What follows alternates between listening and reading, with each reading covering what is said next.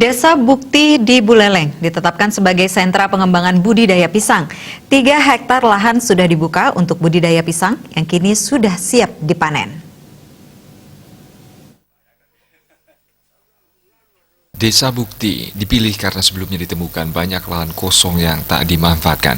Selain itu potensi lahannya cocok dengan budidaya pisang yang didukung ketersediaan air yang mencukupi. Di tahun 2018, lahan pengembangan budidaya pisang ini juga sudah dilengkapi dengan embung atau penampungan air dengan kapasitas yang mampu mengairi 3 hektar kebun pisang itu.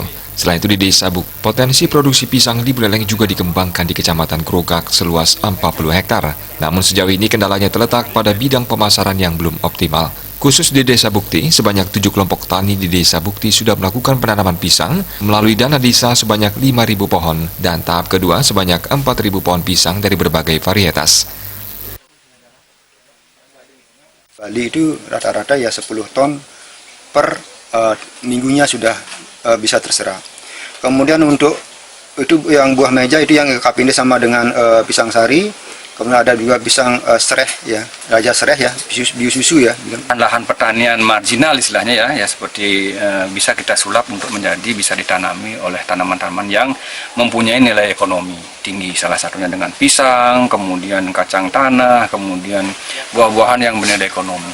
Nah, salah satu program kita di Dinas Pertanian adalah pengembangan sumber-sumber air.